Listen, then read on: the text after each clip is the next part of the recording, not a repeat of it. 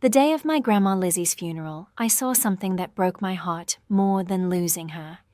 My parents, the same people who abandoned me when I was only 8 years old, suddenly showed up, and the look on their faces told me they didn't come to honor her life, they came for her money.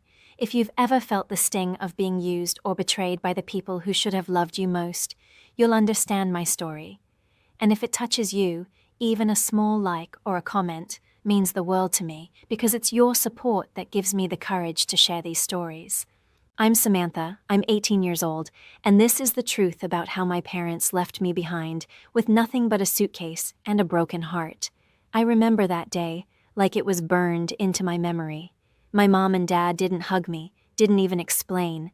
They just dropped me at Grandma's porch, told me I would be better off here, and drove away without looking back.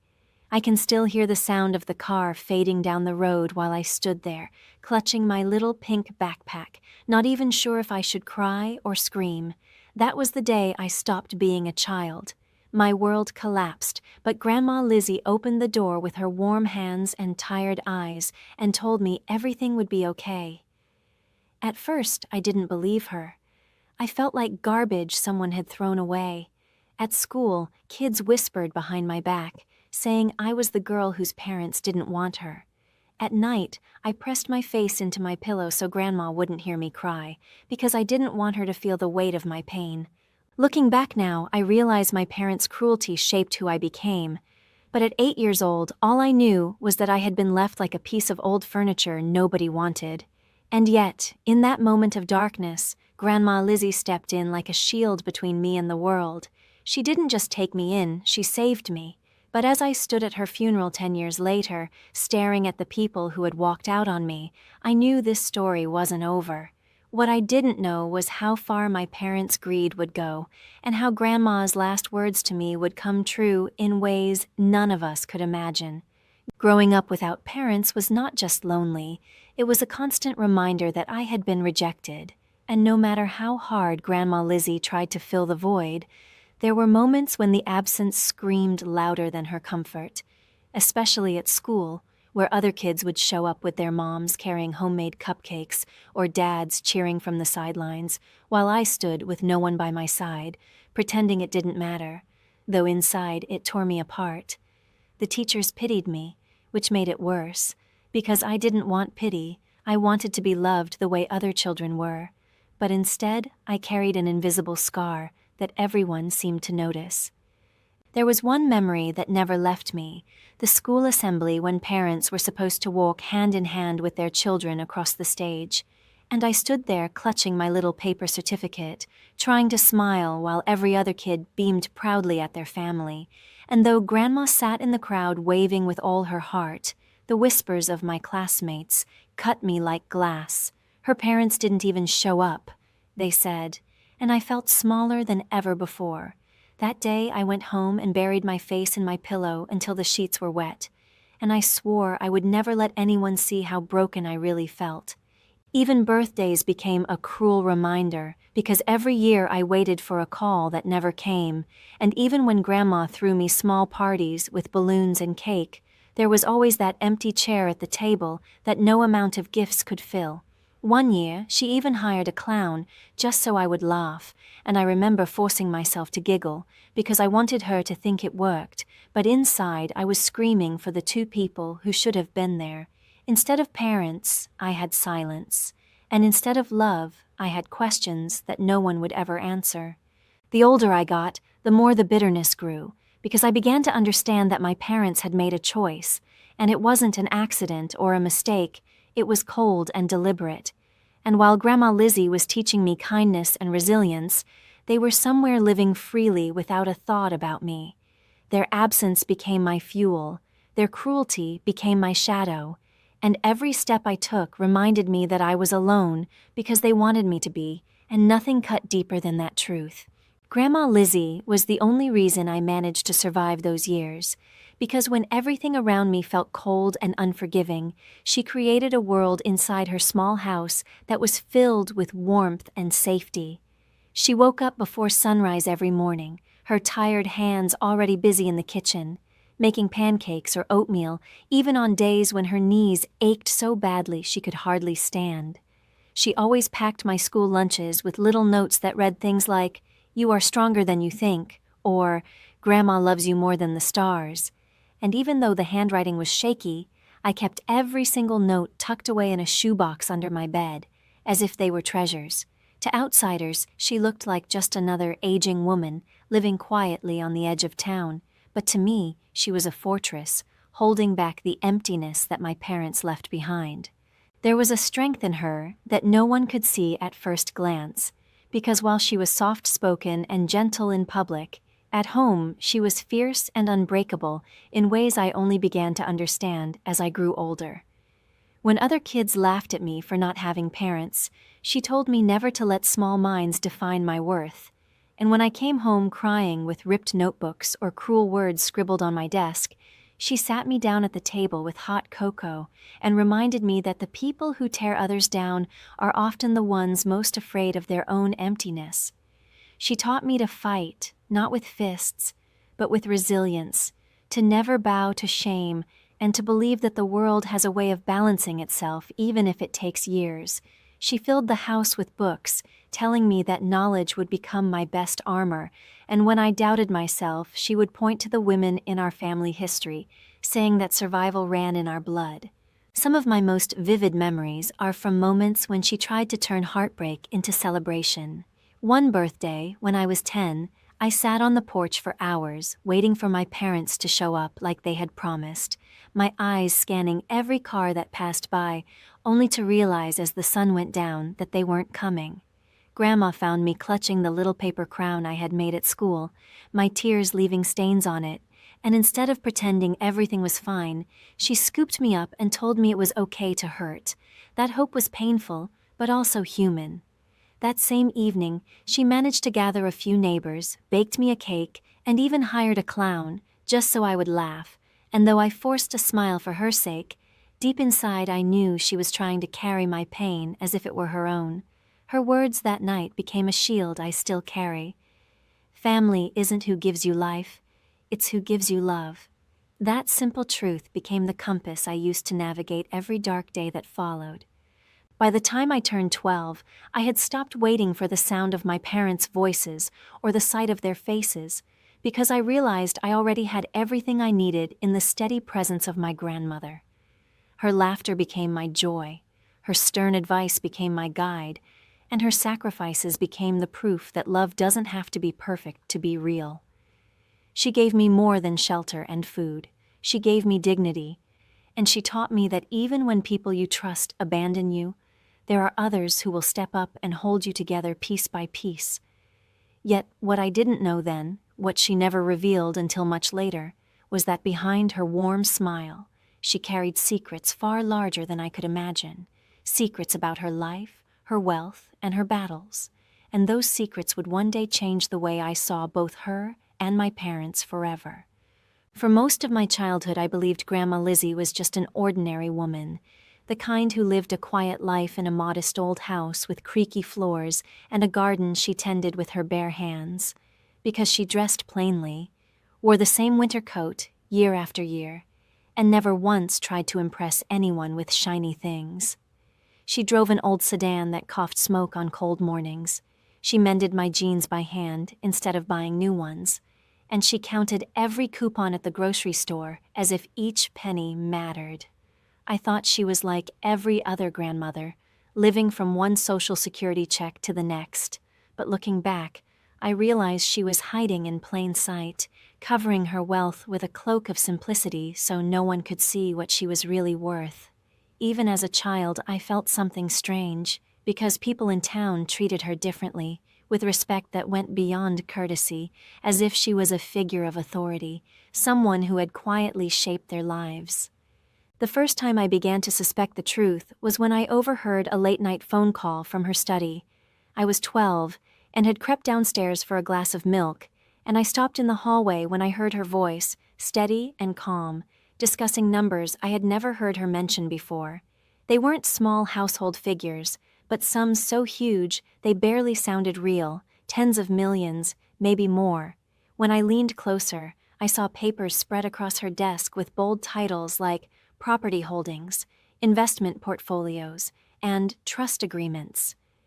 I remember standing there frozen, holding my breath, until the floor creaked under my foot and she caught me peeking.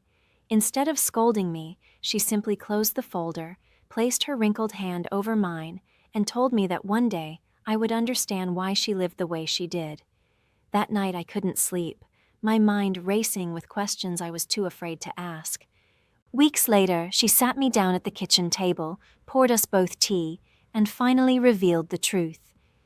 Before I was born, she had built a business empire, piece by piece, starting from nothing but determination and grit.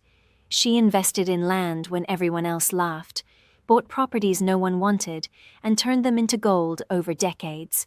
She owned stakes in companies I couldn't even pronounce, her name quietly tied to industries far larger than I imagined. She explained that she kept it hidden because she had seen what greed did to people. She had witnessed families torn apart, siblings destroying each other, children turning against their parents. She wanted me to grow up valuing people, not money, so she let me believe she was ordinary, because she feared what would happen if I grew up knowing the truth too soon. The part that broke me was learning my parents had always known. They didn't abandon me because they were poor or lost. They abandoned me because they were selfish, because they believed Grandma would raise me while they lived freely, waiting for the day her fortune would finally fall into their hands. That realization twisted my memories like a knife, because every birthday I spent staring at the phone, every tear-stained night when I asked myself if they still loved me, every time I told myself maybe they had their reasons, all of it was a lie. It wasn't forgetfulness or neglect, it was strategy. They left me behind like a pawn in a game, assuming Grandma would handle the responsibility while they chased their pleasures.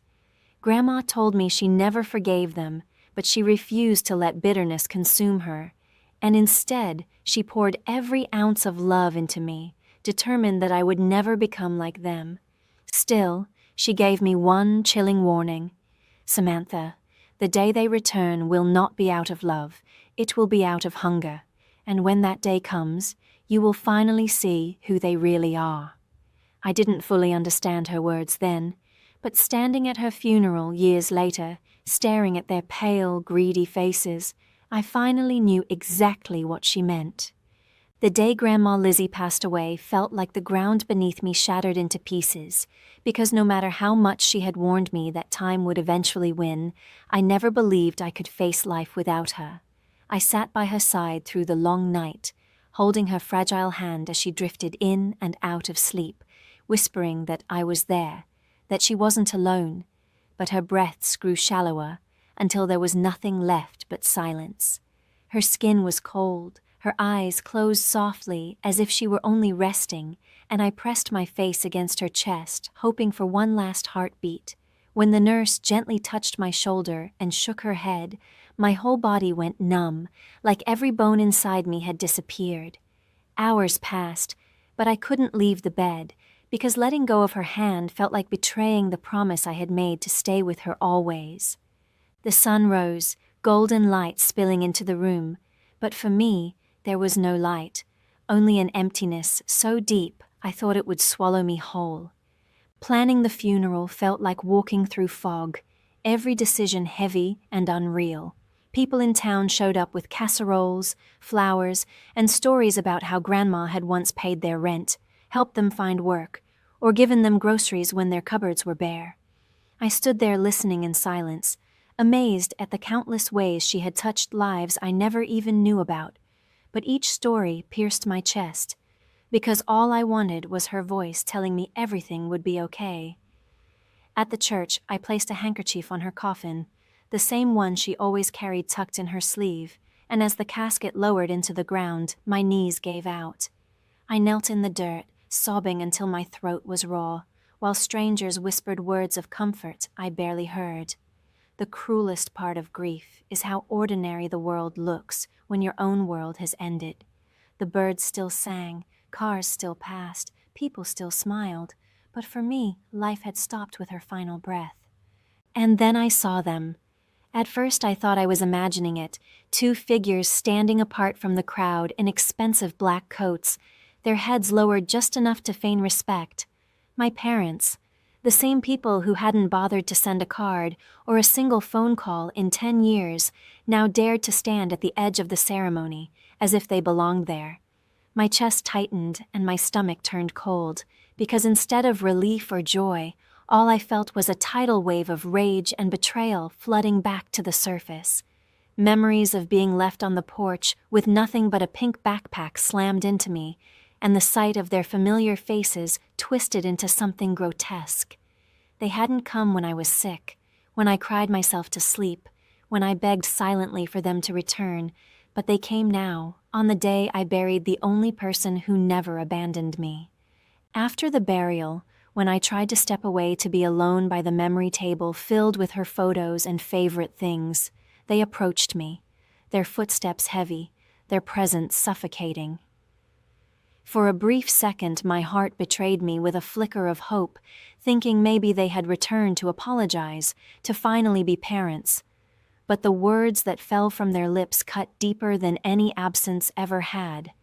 They didn't ask how I was, didn't express regret or sorrow. Instead, their eyes darted to the framed portraits, the jewelry, the carved wooden box of her letters, as if they were scanning an auction lot. Their voices dripped with entitlement as they muttered about the estate, about what's rightfully ours, and I realized with sickening clarity they hadn't come for me or even for her. They came for her fortune.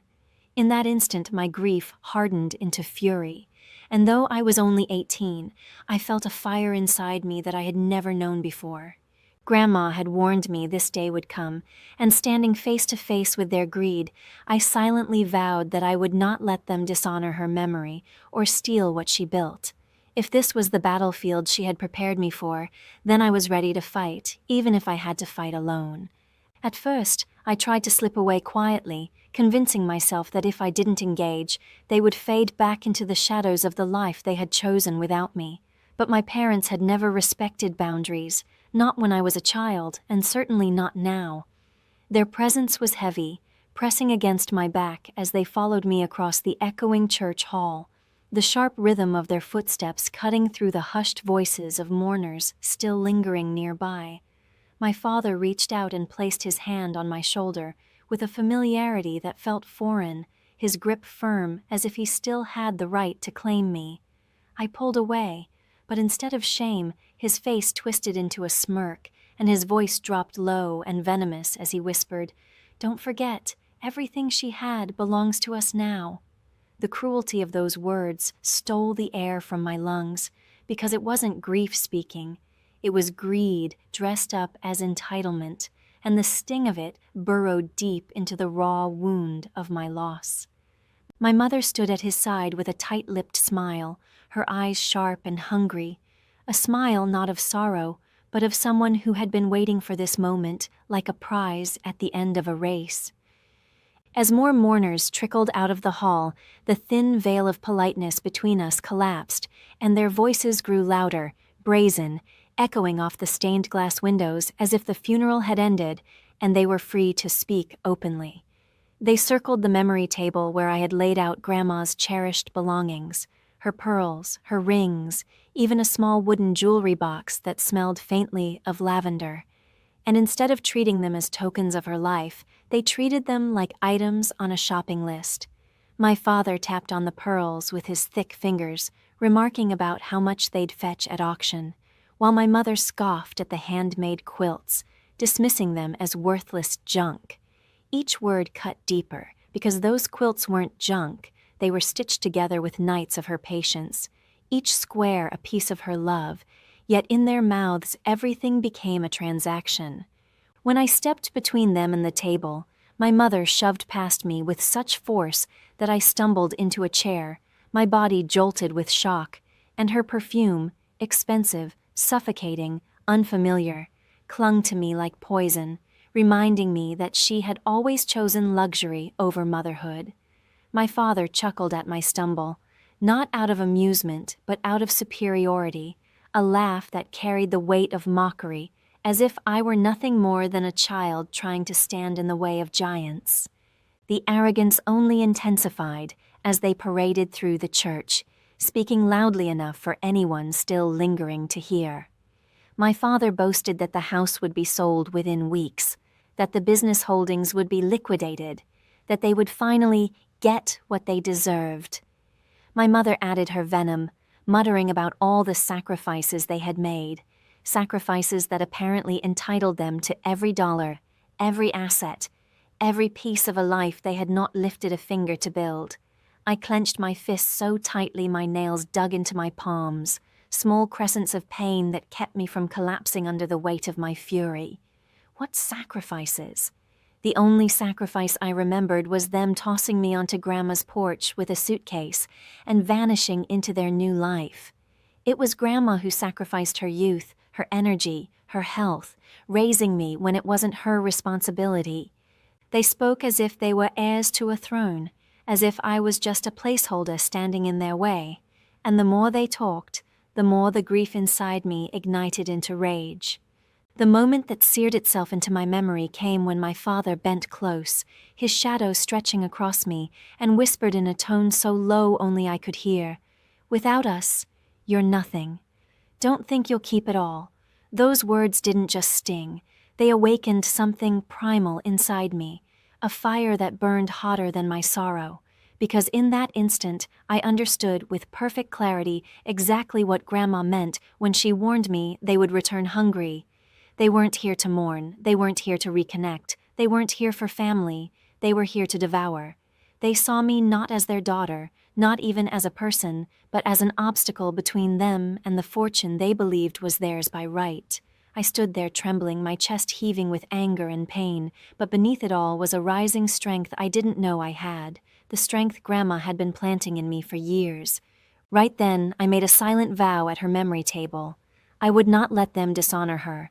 I would not let them tear apart what she built, and if this was the battle she had prepared me for, then I was ready to fight with every ounce of her love and every lesson she had taught me. Just when I thought I couldn't stand another second of their arrogance, the sound of the church doors opening cut through the tense silence. Everyone turned, and in walked Mr. Harris, Grandma's longtime attorney, carrying a thick leather briefcase in one hand and a stack of sealed envelopes in the other. He was a tall man, with gray hair slicked back and a reputation in town for being as sharp as a blade, and the moment I saw him, a flicker of relief washed over me. Grandma had always trusted him with her business, and if anyone could silence my parents' entitlement, it was him.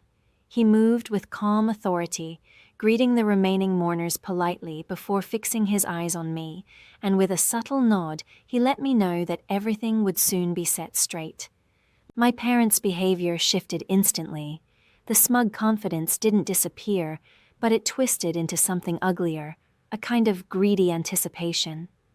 My father straightened his tie, puffed out his chest, and began whispering to my mother about finally getting their share.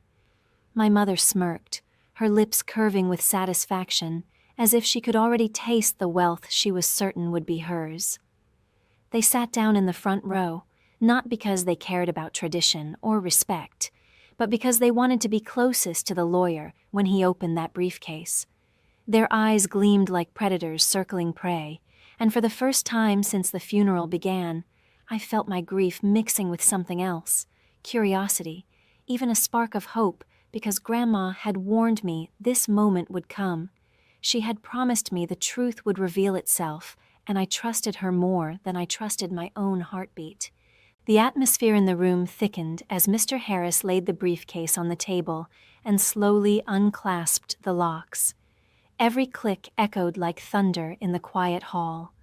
People leaned forward in their seats, and the whispers that filled the corners of the church grew softer until there was only silence. My heart pounded so hard I thought everyone could hear it. I knew Grandma well enough to believe she had planned every detail of this moment, and part of me almost smiled, imagining her watching from above, her sharp eyes twinkling with mischief. My parents, oblivious to the storm about to fall on them, sat there licking their lips like they were about to feast, while I clutched Grandma's handkerchief in my pocket and whispered to myself that this was where everything would change. Then Mr. Harris spoke, his voice calm but firm, announcing that the reading of Lizzie's last will and testament would begin. The words hung in the air like the toll of a bell, heavy and undeniable. My parents leaned forward so far it was as if they wanted to crawl inside his briefcase, while I sat frozen, my mind racing between dread and hope. I remembered Grandma's last warning, the one about their hunger and their true faces, and I realized she had prepared me not just for her death, but for this exact confrontation. A tremor of strength rose inside me, fragile but real, because for the first time that day, I wasn't just grieving, I was waiting for justice to step into the light. As Mr. Harris carefully unfolded the crisp papers from his leather briefcase, my mind began to drift, not out of distraction, but because the scene pulled me straight back into the countless evenings I had spent with Grandma at our worn wooden kitchen table. The kettle would whistle softly, the clock ticking on the wall in rhythm with her voice as she shared stories that seemed ordinary at the time. But now I realized they had been lessons carefully disguised. She never lectured me in a way that felt heavy. Instead, she would stir her tea and say things like, "People show their true faces when money is on the table," or promises mean nothing until tested by temptation. At 14, I thought she was just being poetic, but at 18, sitting in that church hall with my parents' greedy whispers buzzing like flies in my ears, I finally understood. Every memory of her words sharpened into focus, as if she had been laying bricks of wisdom in a path that led me right here to this moment. The atmosphere was suffocating, the air thick with anticipation.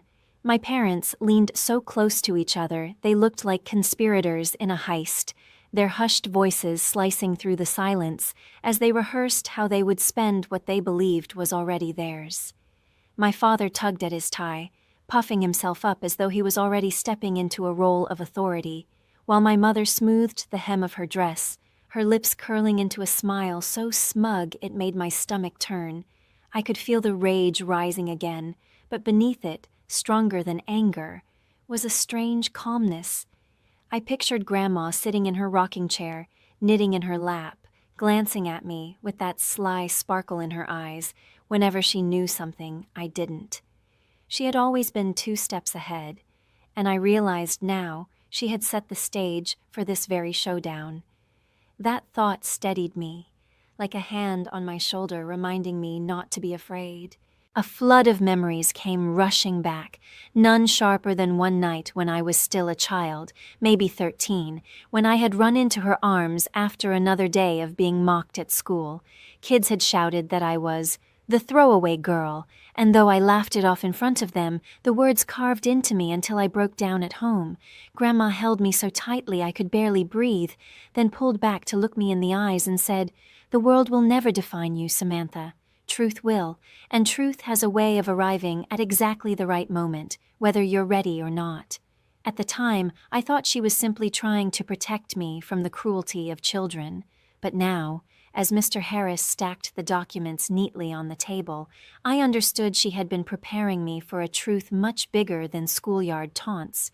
This was the moment she meant. The truth was about to arrive, not whispered in the dark, but spoken aloud in front of everyone, undeniable and permanent. With every passing second, my fear gave way to resolve, solid and unshakable. I sat taller, my shoulders squared, the handkerchief she always carried pressed firmly in my palm like a talisman. I could almost feel her presence in the room, as if the warmth of her spirit stood beside me, steadying my breath, sharpening my focus. My parents thought they were minutes away from their grand victory, but in my heart, I knew differently. They weren't stepping into triumph. They were stepping into the trap Grandma had built with decades of patience, love, and foresight. This wasn't just the reading of a will, it was the unveiling of justice.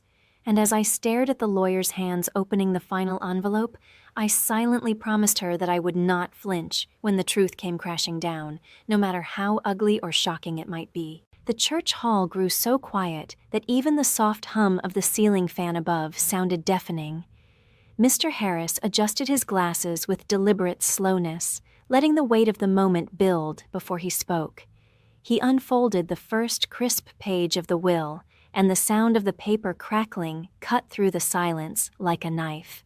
My parents leaned so far forward on their pew that they looked ready to climb onto the table, their greedy eyes locked on his every move.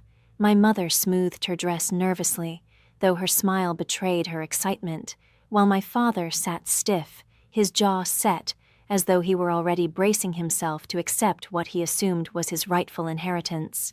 I sat rooted to my seat, my body tense, the handkerchief in my pocket clenched so tightly that my palm ached, and I felt like the air itself was holding its breath with me. Mr. Harris began slowly, his voice calm and steady, first reading out Grandma Lizzie's opening words about her values and beliefs. He spoke of her devotion to kindness, her belief that love must be earned, her conviction that true family is defined not by blood, but by loyalty and sacrifice. Each phrase pierced me with both grief and comfort, because I could hear her voice in those sentences, her rhythm, her wisdom, her unwavering strength.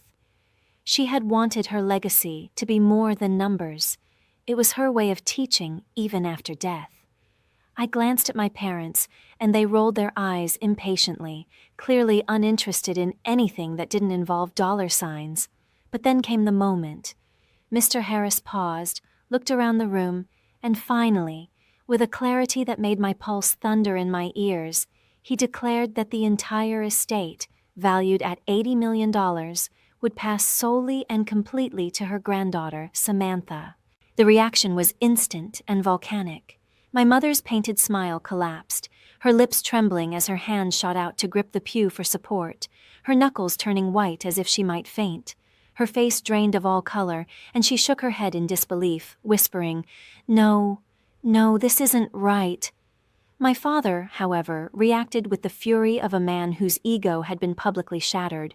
His face flushed crimson, his eyes bulged, and he slammed his fist against the wooden pew with such force that the sound cracked through the hall, making several mourners jump.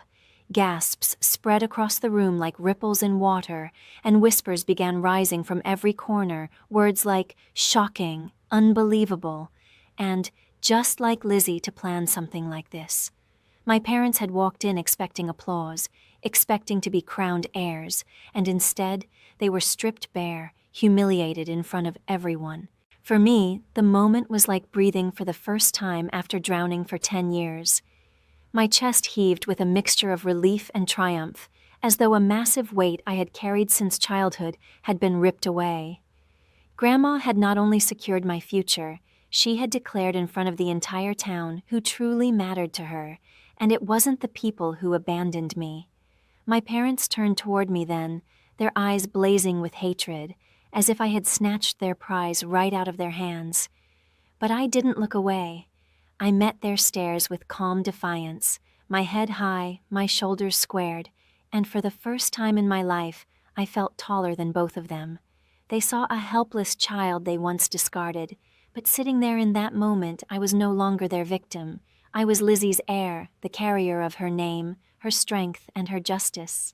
This wasn't just the reading of a will, it was the final verdict on a lifetime of betrayal, and it echoed louder than any scream they could muster. Just when I thought the moment couldn't get heavier, Mr. Harris cleared his throat again and adjusted his glasses, signaling that there was more.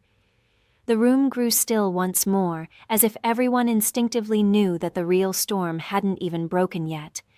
My parents were still reeling, my mother muttering curses under her breath, and my father trying to mask his fury by sitting up straighter, but I could see his fists clenching and unclenching on his knees. They thought the humiliation was complete, that being cut out of the will was the cruelest twist Grandma could deliver, but they underestimated her. She had always said that the truth had a way of arriving like lightning, not just striking once, but burning everything it touched.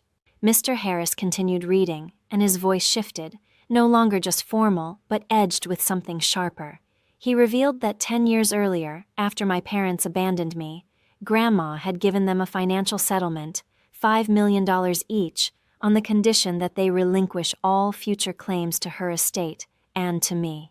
She had written it clearly, signed and sealed, making them swear that if they chose to walk away, they walked away completely. Gasps erupted in the hall. Heads turned sharply toward my parents, and I felt the energy of the room shift from sympathy for their shock to disgust at their betrayal. In one breath, their greedy charade had been exposed. Not only were they excluded now, but it was revealed that they had already sold me out once before. The look on my mother's face was something I will never forget. Her lips parted as though she wanted to deny it, but her eyes betrayed her, wide, darting, searching for an escape. My father tried to argue, his voice booming across the hall, insisting that it was a lie, that it wasn't true. But Mr. Harris calmly lifted a folder with their signatures in black ink, undeniable proof of the deal they had made. The whispers in the pews grew louder, sharper, and I could hear words like unbelievable, monsters. They sold their own child. My parents' carefully constructed facade shattered in an instant, and all that remained was the ugly truth. They had abandoned me not out of weakness or mistake, but because they had been bought. Their plan had never been to raise me, to love me, or to protect me. It had been to cash out and wait. Sitting there, hearing it all laid bare, I felt my grief transform into something else entirely. It wasn't just anger or pain, it was vindication, the kind of fierce justice that strikes like fire through your veins.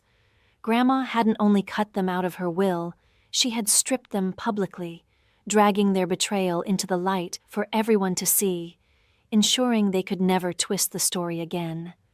My parents weren't just left empty-handed, they were branded by their own greed, exposed to the community they had tried to fool. And as their faces turned pale, as rage and humiliation twisted their features, I felt a strength I had never known before rising inside me. Grandma had won the final battle, not with fists or shouts, but with ink on paper, with foresight, with truth. And I realized then that this was the true inheritance she had left me, not just wealth, but the unshakable knowledge that even the deepest betrayal can be defeated by justice.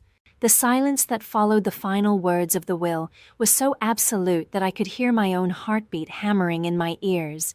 My parents sat motionless, as if paralyzed, their faces drained of life, while the rest of the room turned toward them with eyes full of judgment. It wasn't just shock anymore, it was disgust, the kind that lingers in the air like smoke after a fire. People who had once greeted them with fake smiles now leaned close to one another, whispering harsh words that carried clearly enough for everyone to hear. I caught fragments. Monsters. Sold their child. How could they? And each one felt like a blade cutting into the brittle image my parents had built for themselves. My father, who had always puffed himself up like a man untouchable, now sat hunched and rigid, his fists pressed against his knees as if holding himself together. My mother's lips quivered, her painted face cracking under the weight of humiliation, her hands trembling so violently she could no longer smooth the folds of her dress. For the first time in my life, I saw them stripped bare, not as figures of power or authority, but as frauds exposed under the harsh light of truth. Then came the outburst, predictable yet pitiful.